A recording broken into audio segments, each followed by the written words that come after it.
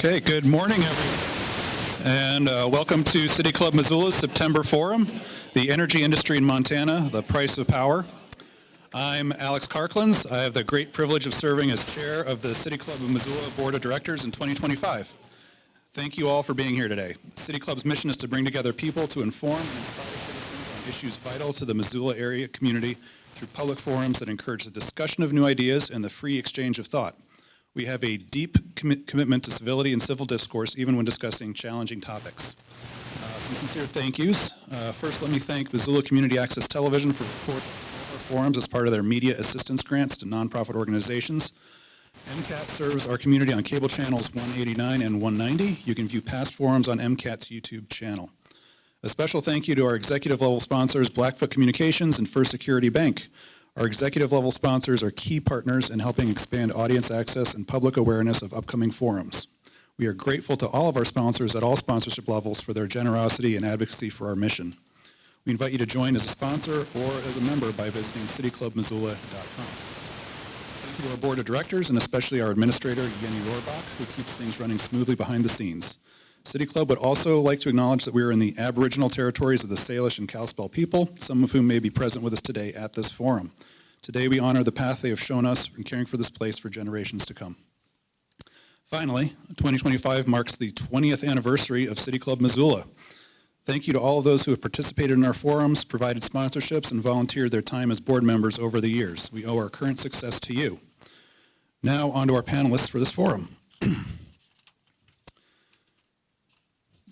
Amy Cilimburg is the Executive Director of Climate Smart Missoula, where she works to build and accelerate climate solutions for Missoula and beyond. Amy helped launch Climate Smart in 2015 following efforts to develop Missoula's climate action plans and has worked on climate and energy policy and conservation for over 2 decades. She has an MS degree in wildlife biology from the University of Montana and presently serves on the board of the Missoula Mountain Line Transit System.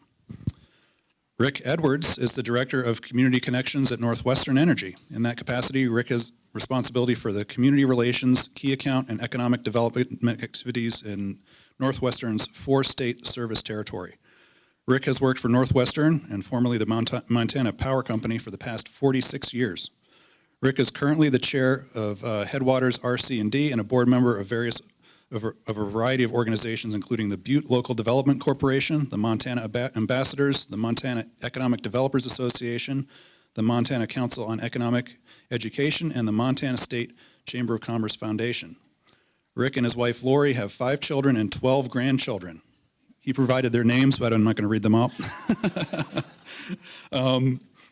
Rick graduated from Montana Tech with a degree in technical communications. And finally, we have Makenna Sellers. She's the Executive Director of the Montana Renewable Energy Association, also called MREA. She holds a bachelor's degree in environmental studies with sustainable business from Gonzaga University. Her professional career has a deep focus on state-based energy policy, including legislative successes such as the CPACE, a pivotal tool for energy-efficient commercial and multifamily development, and the Montana Solar Consumer Protection Act, a proactive measure affirming transparency in the distributed solar sector and keeping bad actors out of Montana. In her free time, you'll likely spot her and her dog on the trails around Helena, where she lives. So let's start it off with Amy.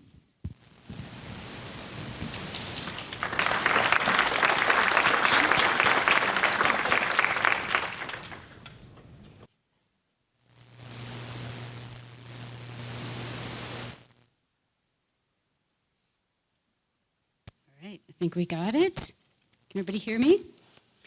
All right, thanks so much to everybody for coming to today's talk and to City Club for tackling such a timely and complex topic. My talk was first about an hour and I kept having to shrink it down to 10 minutes. It's sort of an impossible task, but here we go. As was just mentioned by Alex, I'm the Executive Director at Climate Smart Missoula. We are a small but mighty team of 4, and we are just about to celebrate our 10-year anniversary. and we build and accelerate climate solutions for Missoula and beyond. We work a lot in collaboration with people in this room, and especially with local government, both the city and the county, also the university and a whole bunch of other players. Real quick before I get to the meat of the topic here today, Climate Smart's efforts, we really think of them as being three sides of a sturdy triangle. Mitigation, addressing the causes of climate change, reducing fossil fuel use, what we're going to talk about here today, and also resilience, addressing the effects of climate change. All four of us were out at Sunday Streets just yesterday talking to folks about how to stay healthy when wildfire smoke rolls in and our wildfire season is extended. And then engagement and movement building and growing support for action and bringing more people in to addressing the challenges that we have. So that's a bit about us. And really, when we're going to talk about this energy industry, it is in transition. And as the first speaker here, I wanted to lay out a couple of ideas about how this transition is happening, both here locally, but also across the world. Because there is a price, as the title of this meeting is, the price of power, there are costs associated with this, and there are things to understand about how this energy transition is happening in terms of affordability. But I wanted to also make one point here and just one slide on something that is really important to keep front of mind as we talk about kilowatt hours and the price of electricity is the cost of our continued fossil energy use. We know now, and through a lot of really good science, that climate change, because humans are burning fossil fuels and have been for a while, are causing disasters, floods, fires, impacting people's livelihoods, impacting our health, and there's huge costs to that. I won't run through those numbers. Insurance rates are going up so much more. This is just one article I happen to remember from reading last spring from Forbes. Climate inaction could cost a third of global GDP this century, this study showed. So we now have this attribution science that can show just what is impacting our climate and just how much that is going to cost us, and it's not reflected. There are measures like the social cost of carbon pollution, they are not incorporated in the facts and figures that we're going to talk about today, but do keep them front of mind if we are going to build a thriving future for our children. Okay, so I am going to, as I mentioned, step out globally before I jump back down here into Missoula where we all are, and just have everybody reflect a bit or understand a bit about what is happening to the energy transition across the world, because it's pretty darn exciting. I know these slides are a little bit hard to see here, but there is a solar revolution happening around the world, and we may not know it or see it here, but it's pretty wild. From Kenya to India to Pakistan, the people are employing and deploying solar energy at rates that were unfathomable even 5 years ago. A couple just numbers to help ground that. In 2024, 93% of all new electricity was renewable. So mostly solar, but also wind, geothermal, some other systems. And 96% is the number for the US. And even the first half of this year, I think we're pretty close to 98%. So of new energy coming online, it's clean. It's mostly solar. And I think it's really fascinating to know that from the time we invented solar panels in like 1954, it took 70 years to install the first terawatt of solar. So that's a big number.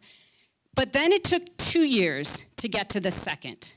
So that is dramatically changing, and again, those are worldwide numbers. China is installing 100 solar panels per second. I just thought that was phenomenal. Their emissions are dropping. Ours are not yet, but they will.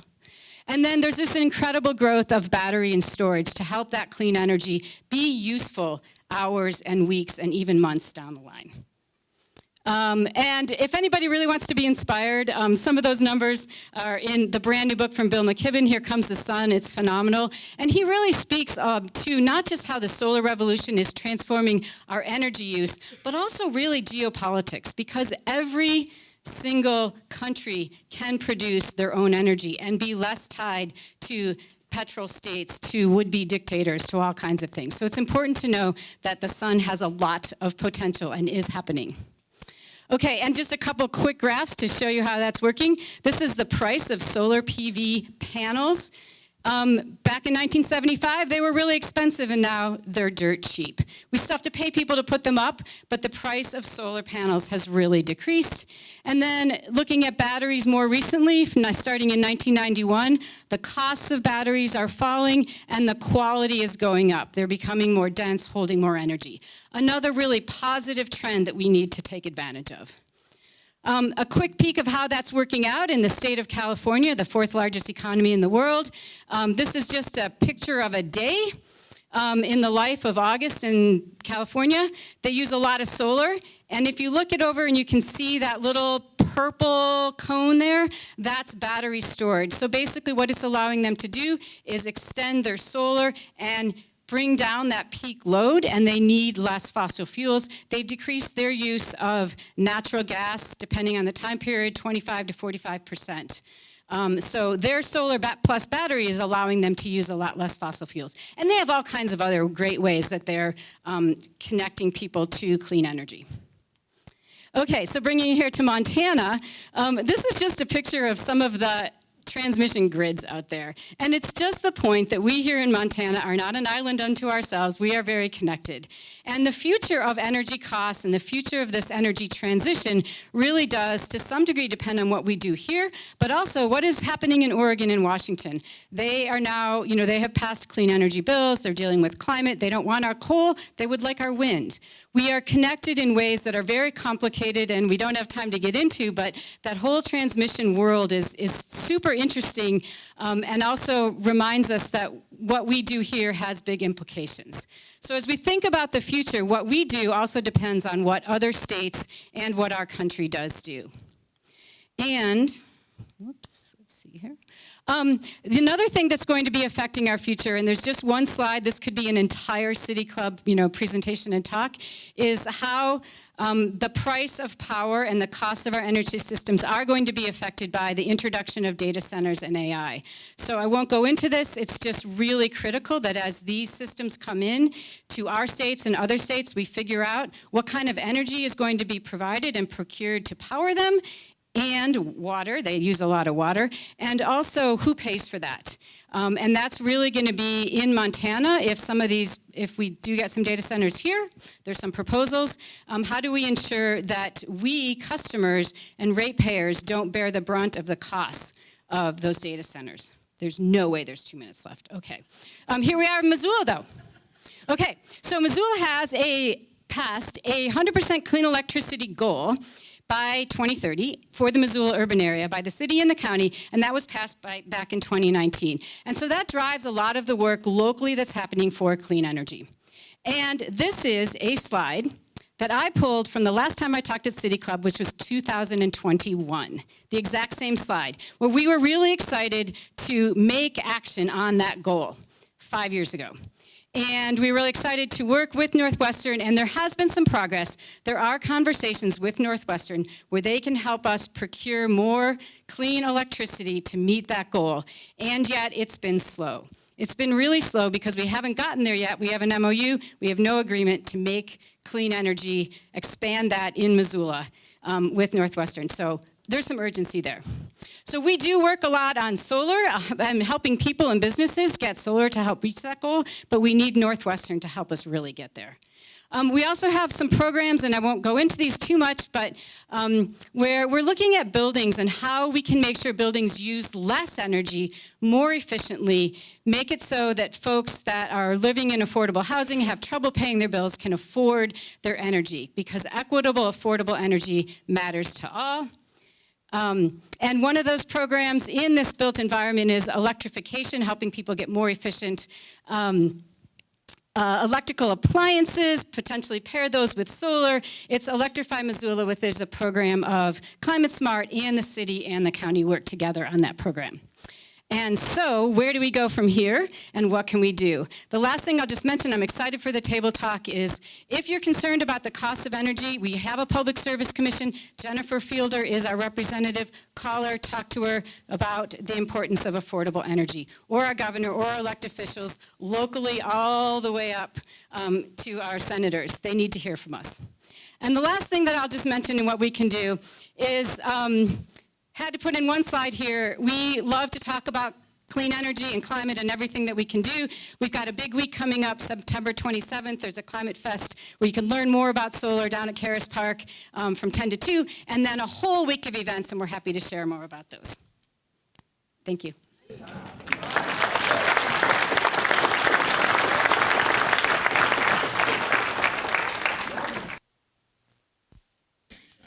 10 minutes goes fast. All right. Well, Amy's a tough one to follow, but I appreciate the opportunity. My name is Rick Edwards. I'm the Director of Community Connections at NorthWestern Energy. As the bio said, I've been there for an awfully long time. I am an old person, and I've got a lot of grandkids. That was right. I have 12. 10 are boys, 2 are girls. All of them are under the age of 10. So as you might imagine, when we have everybody at the house, it's not a matter of if something will get broke, it's just a matter of when. So anyway, again, I appreciate the opportunity to come talk to you today. I have a few different things that I want to talk about and hopefully be able to address some questions that you might have during the tabletop part as well. So one of the things that I wanted to point out when we talk about the strategy at NorthWestern and some of those things, we have a vision, we have a mission and values and all that sort of thing, but ultimately what we're focused on from a strategy perspective are 3 different things. Reliability, making sure that the lights, when you flip the switch, they go on. When you turn on the thermostat, the gas flows, all those sorts of things. Also making sure that the energy that you have is affordable and that going forward it's a sustainable product. When we think about reliability, in our case, we're first quartile, and that's amazing given the fact that our service territory in Montana is 107,000 square miles. So, a lot of these utilities have millions of customers in a very compressed area. We have fewer customers and a very vast service territory. So we're awfully proud of that. But we look at that from that perspective.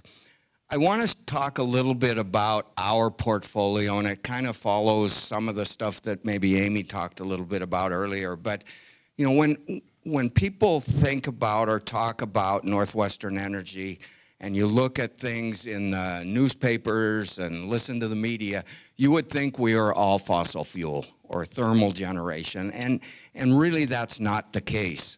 And I tried to give you a little bit of an example here.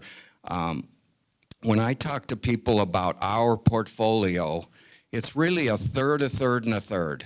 So yes, there is a third thermal, which is Colstrip and a gas plant down by Laurel, but a third of it is wind and a third of it is hydro. So there is variety in our portfolio as we speak.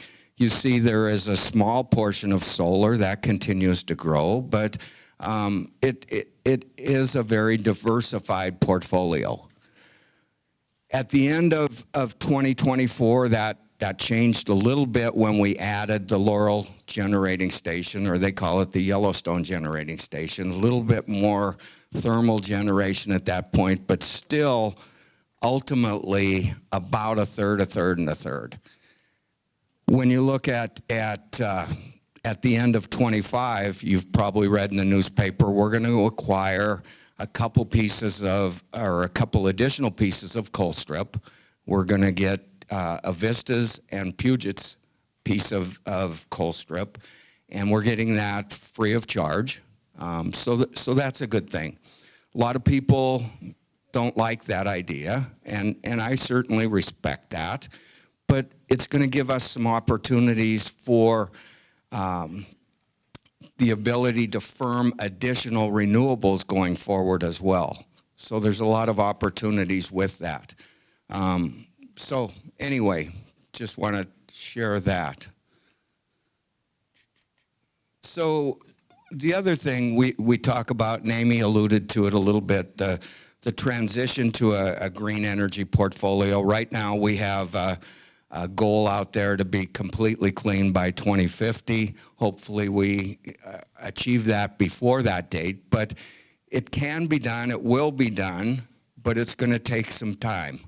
You know, we're looking at lots of different things. For example, one of the things we're beginning to study right now and look at both in our South Dakota operations and our Montana operations is the possibility of nuclear. Thank you. But, you know, from our perspective, the first 60% of that green energy future was pretty easy. We had hydro, we brought on a lot of wind, those sorts of things. That other final 40% is going to be a little more difficult, and it's going to take a little bit of time. And the biggest thing that we try and say to folks is you don't want to tear down the old bridge till you have a new bridge.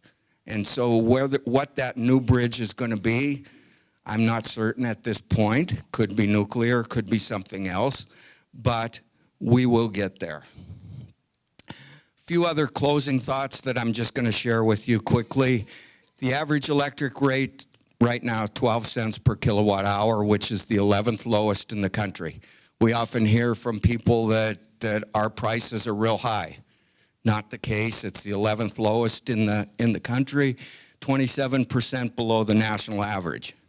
And when we look at places like California, just for comparison purposes, they have rates upwards of 42 cents per kilowatt hour. You look at Hawaii, very high rates. You've seen studies, or maybe you have seen studies in terms of what's going on in Washington with their move to clean energy and that. There's projections their costs will go way up as well. So we need to keep that in mind. Certainly we're governed by regional and federal entities in terms of what we offer in terms of our integrated resource plans and so things such as that. But at the end of the day, one of the things that's going to be really important is energy efficiency and how we take care of that. A couple things I want to just close with, though, and share with you. You know, you've probably seen in recent times the newspaper saying our rates are going crazy and all of that sort of thing. I will tell you on October 1st, our supply rate is going to go down. It's going to go down by about 9%. It's going to be about $11 or so a month.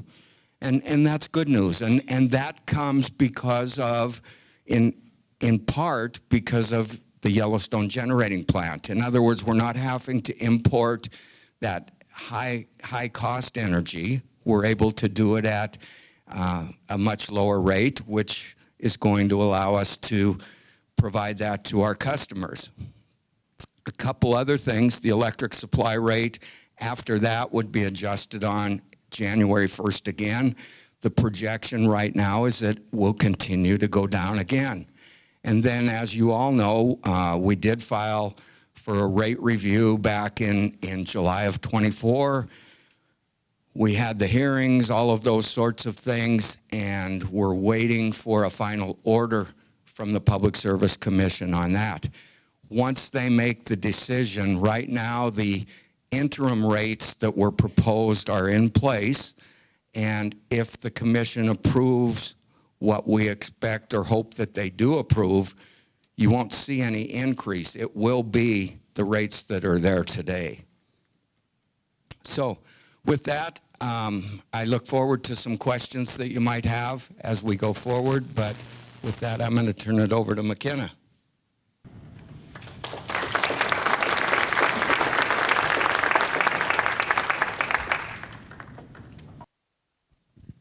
Okay, how's my mic balance and the clicker? Thank you.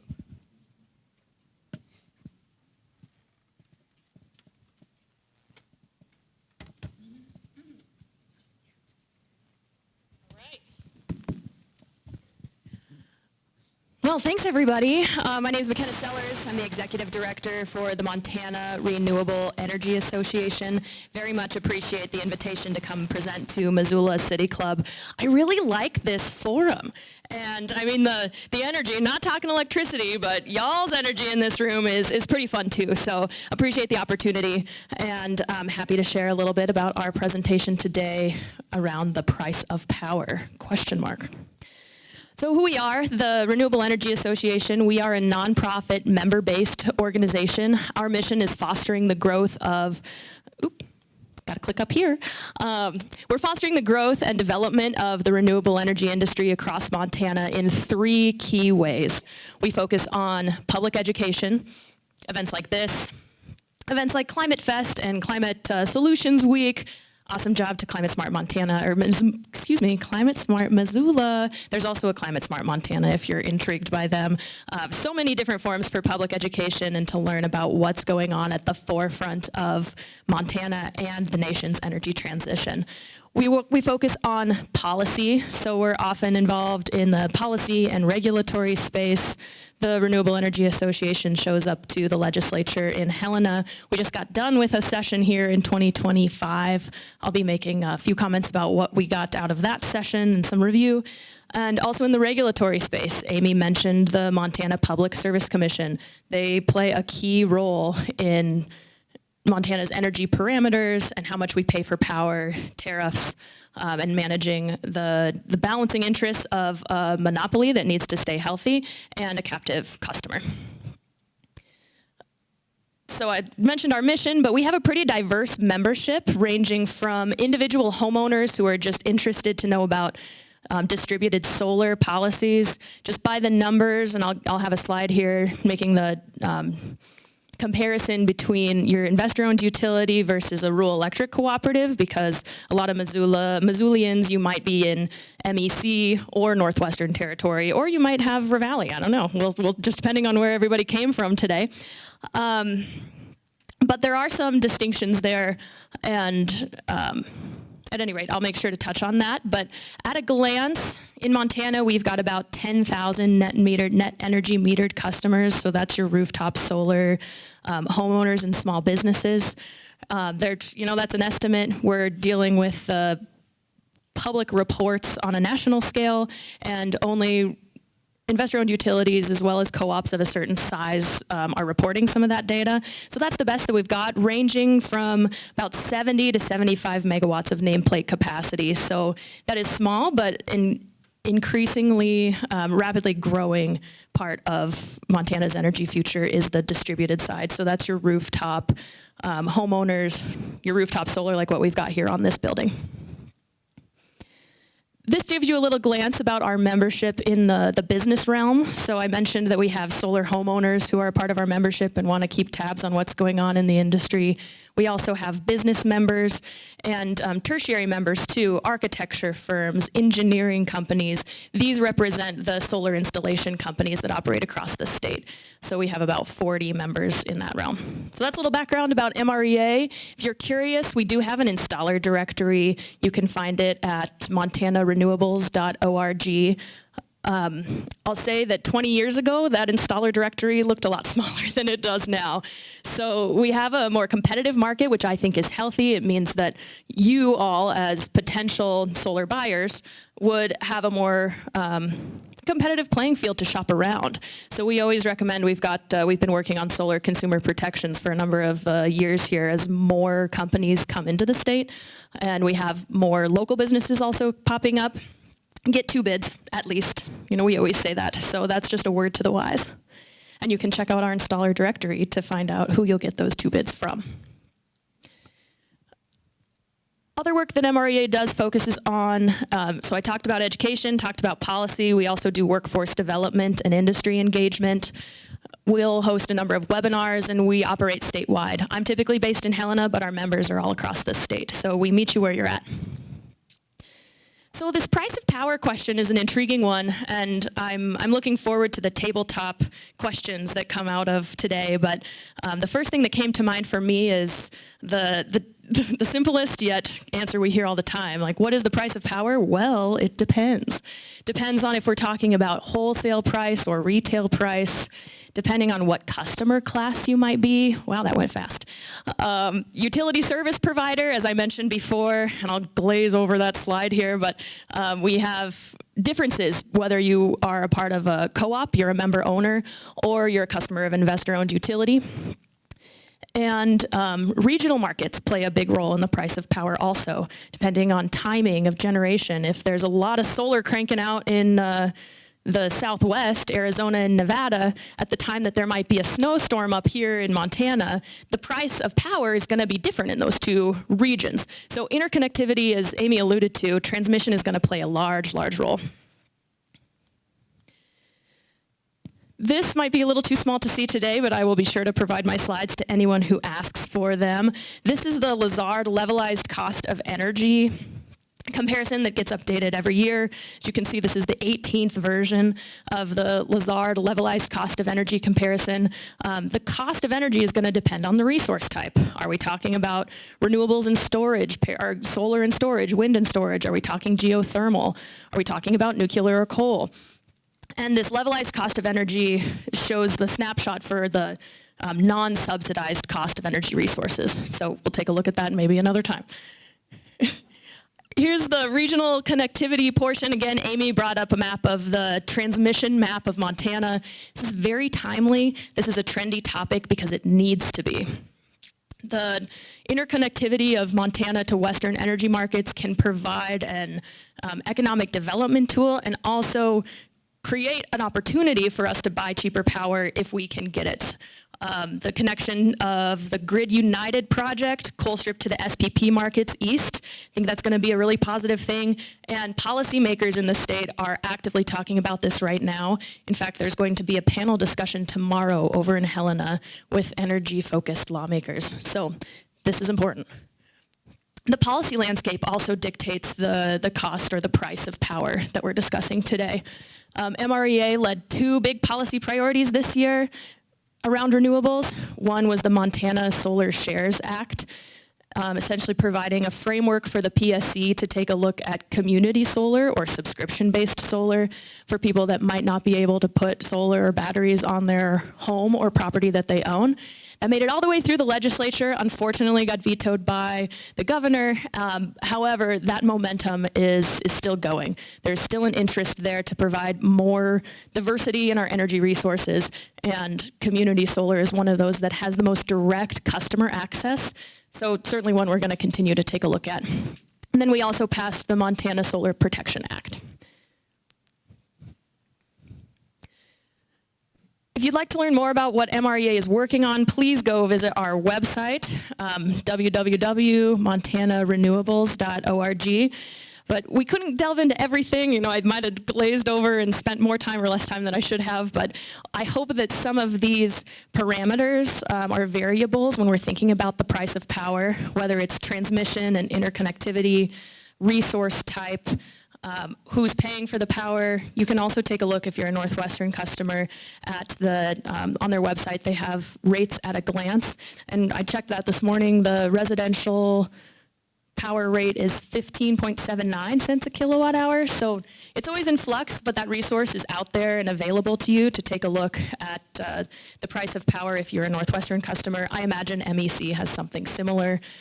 So between policy, transmission, resource type, and the different dynamics of the cost of power, hopefully that will provide some good tools for you all as we go into discussion.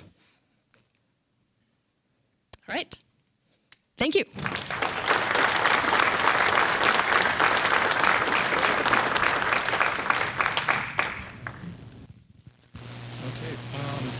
going to take about 10 minutes to break for the table talk portion of the program.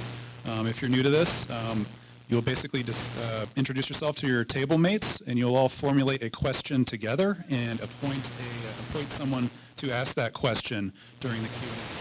So we got a couple of rules up here up on the screen. So decide on the person. Keep your questions respectful. Avoid making statements. We don't need an autobiography. if you can avoid it. Avoid multi-part questions if you can. Just ask one question at a time. And if there are any members of the media here, please save your questions till after the forum. We want our community members to be able to ask those questions. So we'll see you back here in about 10 minutes.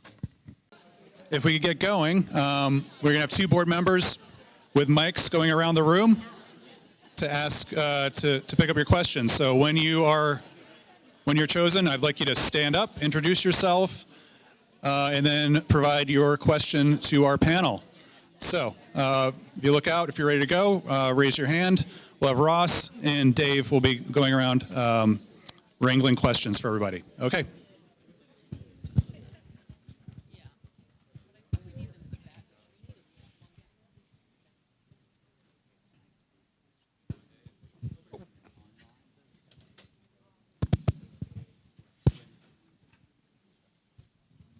Thank you. Good afternoon. Grant Keir with Missoula Economic Partnership with a question on behalf of our group. First, let me just say thanks to all of you for presenting. Welcome to Missoula for those of you coming into town. Rick, so your lovely grandchildren will be 35 years old when NorthWestern Energy hits its renewable energy targets. Amy put up a slide that said 96% of private investment in energy today and new energy sources is in renewables. The question we have is NorthWestern Energy following a similar strategy to put 96% of new investments in renewables to achieve its goals? And if that's not the case, how is it planning to achieve its target of 100% renewable by 2050? And what can we expect to see come online in years to come? That is a great question, Mr. Keir. Thank you. A couple things. And so we've made a commitment, first of all, as an organization, that there will be no more thermal generation, i.e. natural gas, as an example, after 2035. So between now and 2035, you could see some of that. And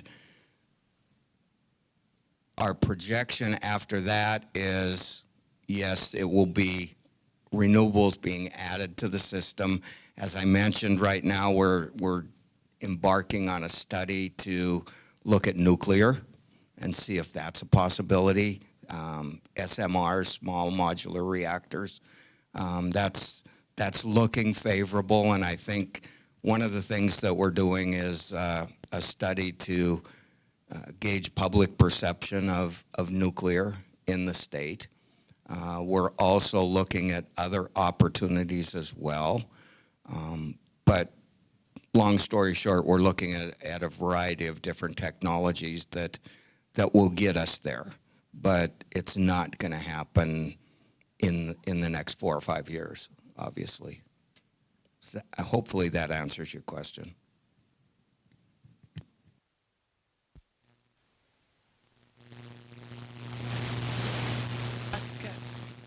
Can we respond?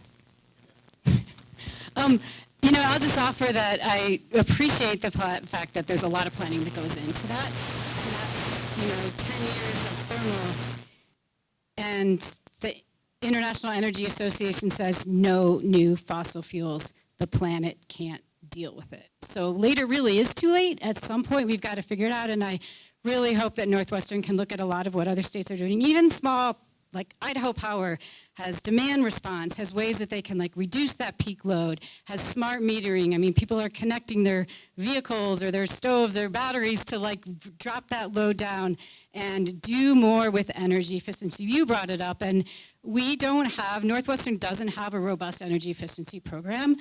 And I know a lot of people would love one. So we could have more energy efficient appliances. We could just use less energy. So I would just offer that maybe we could shrink that number from 2035 a little bit closer if we want to live on a planet where we don't have wildfire smoke all year round. Good point, and I agree with you 100%. We do have smart meters now. We've implemented those, so that's a good thing. We're rolling out some products and services that will allow people to monitor and manage their energy a little bit better than maybe what was the case in the past. We have have had some significant turnover in our energy efficiency group, which has kind of created challenges, if you will, but I do believe that we are focused on rebuilding that entire group, and we're looking for a number of those different programs that you just alluded to.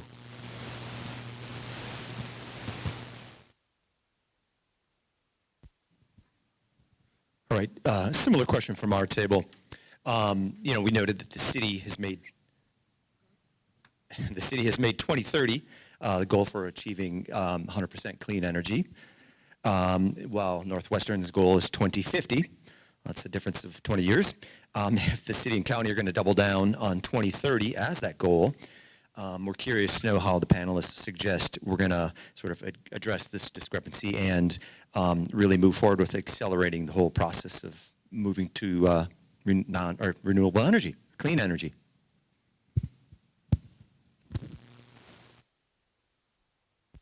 I can start and then pass it down. So yeah, it's a really hard goal, and when we passed this ambitious goal, I do remember John Engett said, "Go for it, be ambitious," and we said, "Okay."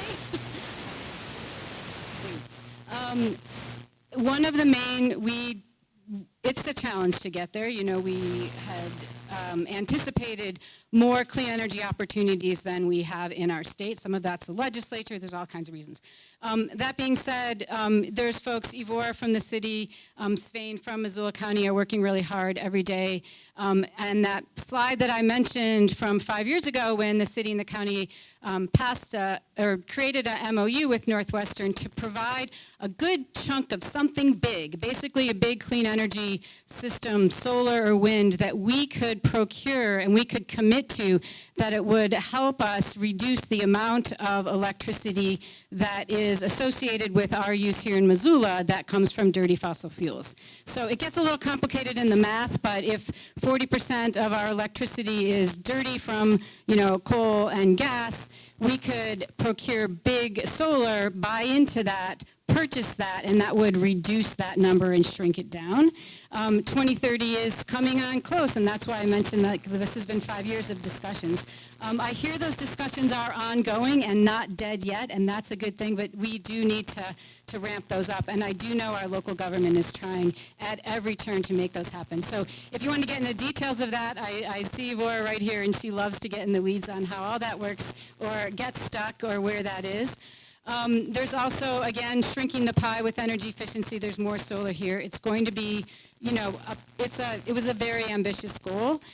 There are also some opportunities to help fund bring in philanthropy and fund clean energy opportunities for folks that can't afford it. We have a footprint fund at Climate Smart to kind of help enable some of that. And then, to be honest, this current administration just made it a whole lot harder. We were on a trajectory to get closer about 10 months ago, and it is simply harder, but we also can't give up. A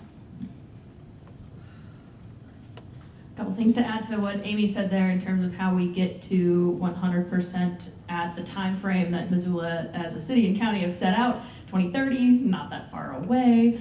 I'll point to the things that we could deploy within our control.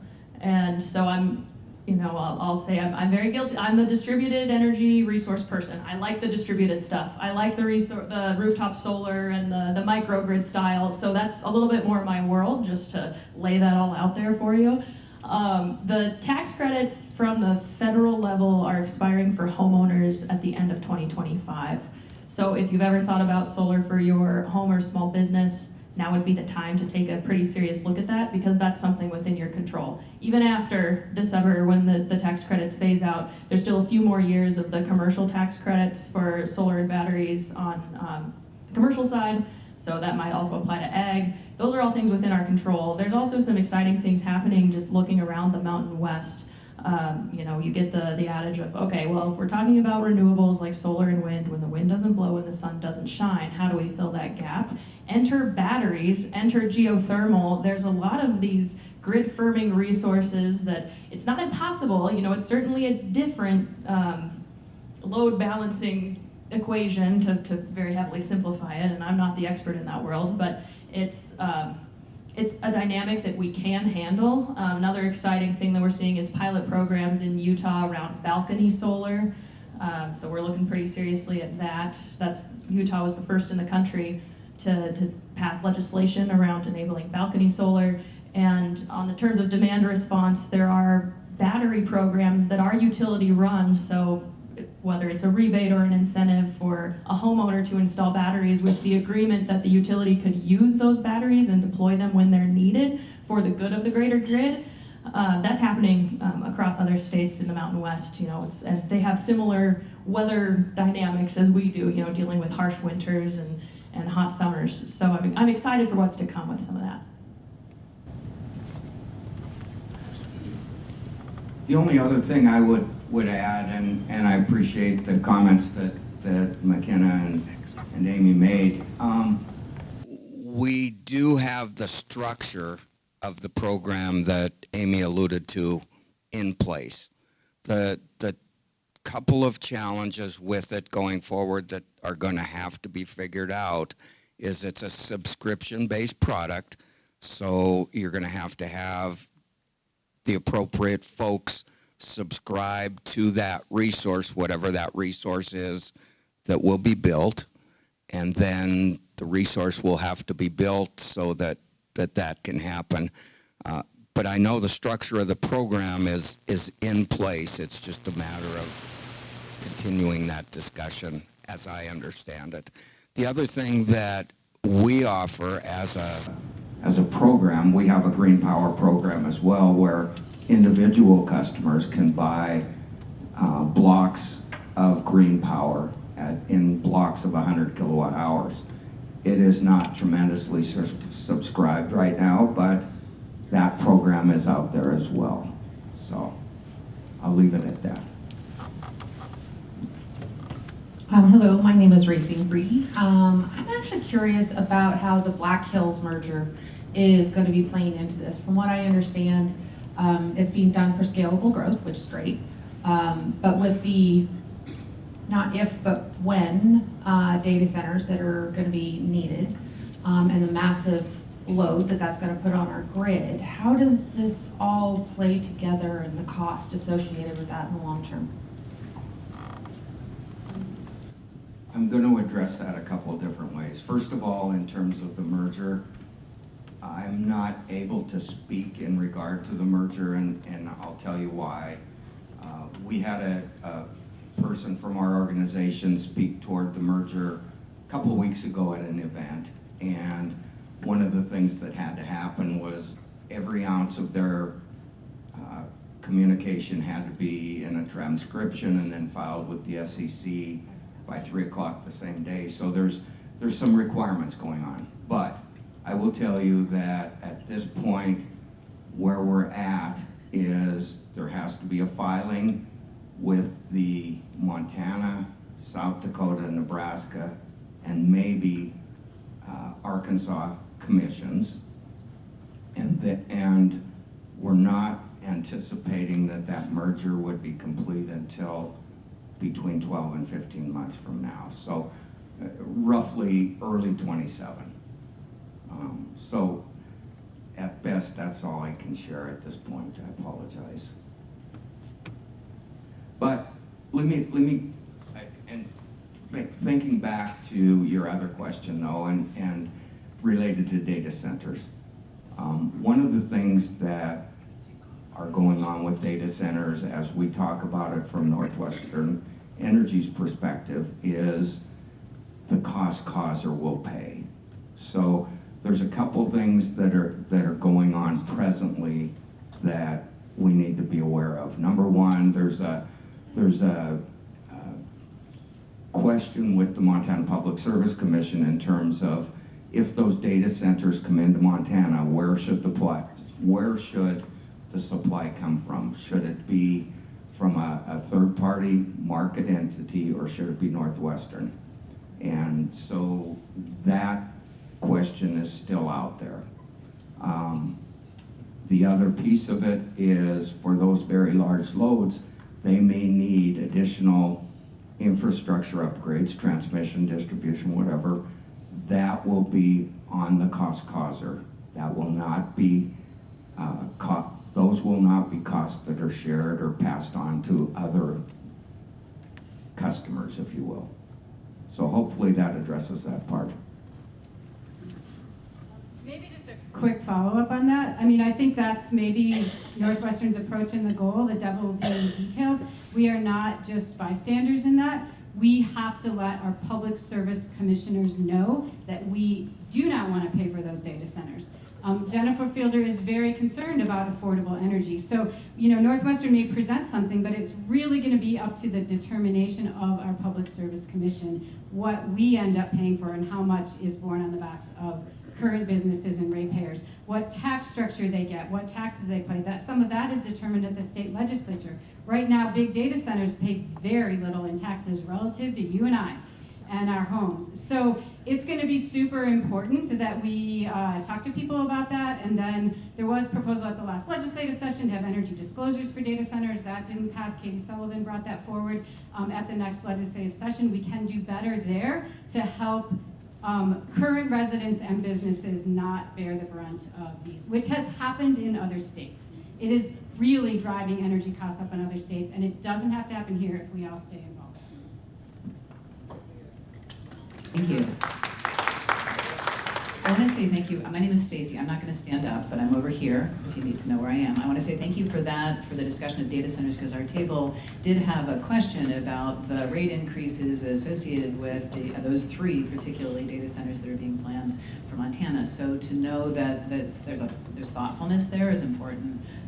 For sure. One of the questions that we had was, you talked a little bit, Rick, about the rate increases for 2024 and the lack of rate increase, right? So you're in the process of looking at with the PSC at NorthWestern's rate increases, and we won't see an increase right now.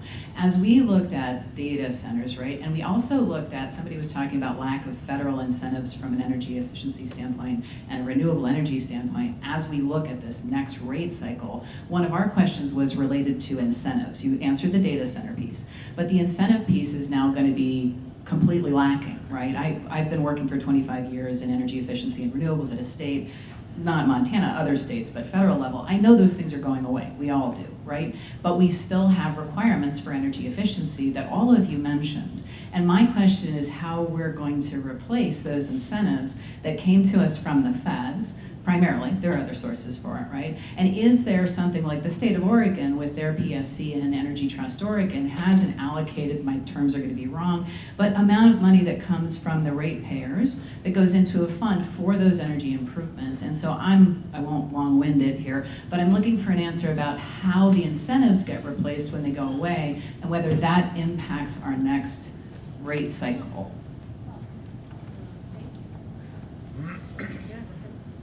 So a couple things. In terms of the incentives and replacement, I'm not sure that I necessarily can speak to that, but I will tell you that right now, every one of us that is in this room that's a NorthWestern Energy customer pays a fee on their bill. It's called a Universal Systems Benefits Charge. And it's calculated 0.001143 per kilowatt hour. That money is very significant when you factor in all of the people across the state of Montana. That money that's collected for USB goes to a number of different places, but primarily it goes for low-income discounts, so customers that get discounts on their bills based on their income levels. And then there's low-income weatherization and other energy efficiency programs that are funded through that. So our goal is that definitely that program needs to continue and perhaps even scale up somewhat.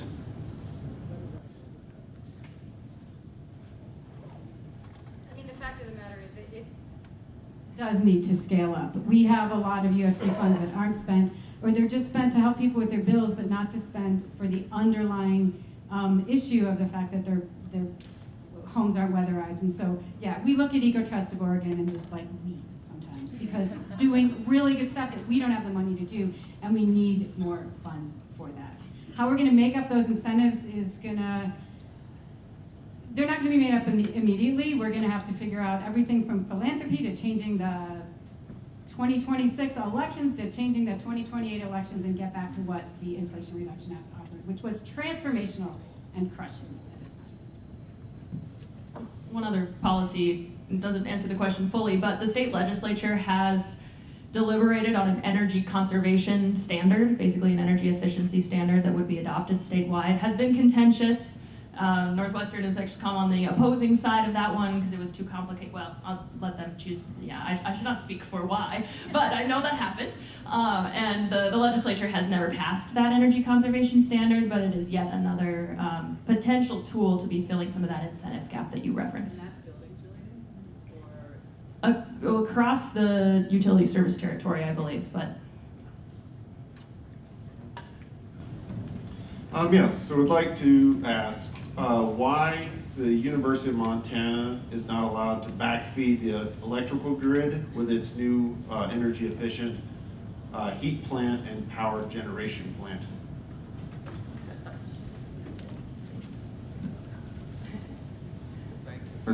Thank you for that question.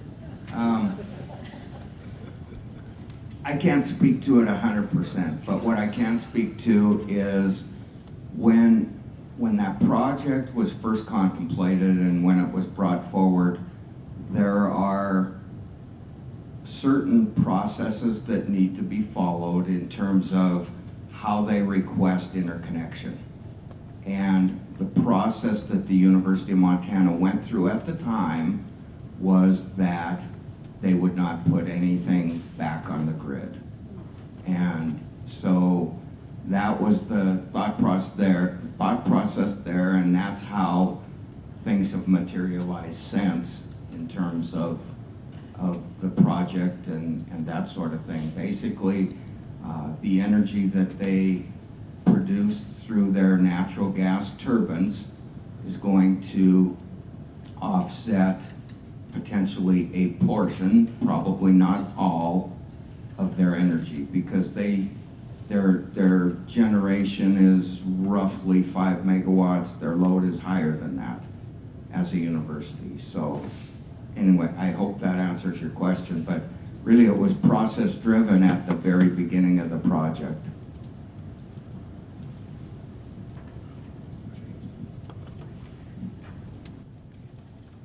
Hi, I'm Sue Malik, and I just wanted to go back to data centers one more time because the media reports that the contract that NorthWestern just signed with a mega data center will require more electricity than NorthWestern currently generates, including the Laurel plant. And then NorthWestern has gone to the PSC asking that that database energy requirement goes into the rate base. I would like to know if there's an opportunity for NorthWestern to demand that that AI center create its own energy. And if not, what is the effect going to be on the rest of your customers?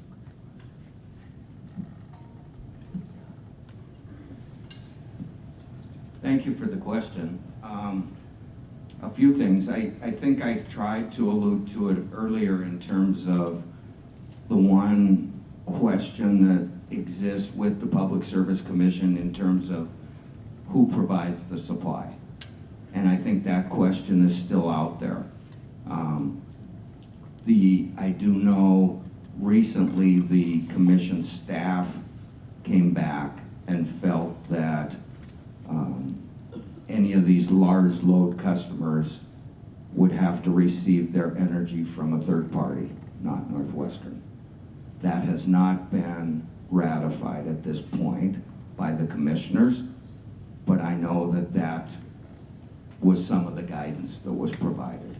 So that kind of, I hope, answers part of that question. The other thing I would share is we have a essentially LOIs, letters of intent with these data centers, but nothing has materialized at this point. We do not have formal contracts or anything with those data centers. It's interesting in that if you remember on my slides, I think our portfolio was about 2,400 megawatts. And right now in the queue, as far as requests, we have another 5,500 megawatts of requests. And so that decision that ultimately will be made by the Public Service Commission will be very important to that discussion. Because if it comes back and they say NorthWestern must provide that supply, then we need to make sure from a contractual perspective that all the other customers are not harmed by the inclusion of that load. Does that kind of make sense? Thank you, Sue, for that question. And I think what a lot of us are also thinking about is what does it mean to not be harmed? So if we don't pay those rates, but yet it's keeping coal and Roseburg and all of the coal mines in Montana continuing to operate and spew mercury and toxins, and that we are harmed, right? So how, I guess the question I think to NorthWestern and to everyone is how do we ensure that any data centers, I tried really hard with my talk not to use AI, and it kept coming up, and I was like, dang, no way, I don't want you. Like, who's asking for this stuff, right? And so how do we ensure that if we are gonna have data centers, they use clean electricity, which is the cheapest, solar batteries, wind and batteries, or are they just going natural gas? And that is a question for NorthWestern, for the Public Service Commission, for everyone. But if they just keep coal open, we are harmed. Every single one of us is harmed. And we need to have that conversation, not just our rates, but the full picture of what these fossil fuels do for climate and for toxins. I know in preparation for this, I talked to Ann Hedges from MEIC, and if anybody knows her, she was riled up on a Friday afternoon, and I finally was like, Ann, go have a beer. Thank you. But there are people that are following that, and I really would encourage folks to check in with MEIC. They're working really hard to understand who's going to bear the brunt and what that harm might look like.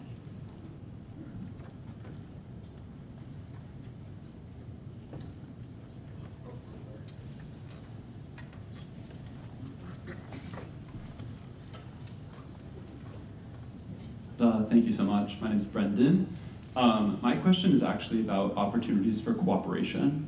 I wanted to re-reference the community solar, SB 188, and it seemed an exciting thing that you have a legislature that doesn't agree on a whole lot is able to get something like that through.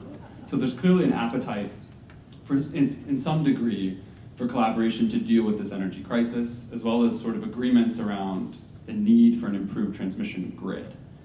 So kind of regardless of what side you're on, it seems like we all can agree we need something going down with the grid that's improving it. Why aren't we? Like, what really are the bottlenecks that you guys see for that with this failing and aging infrastructure? And how do we do that as quickly as possible, given there is actually some appetite for that, even from a pretty extreme legislature?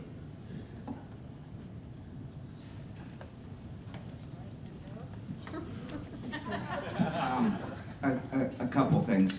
I absolutely agree with you in regard to transmission. That's a big deal.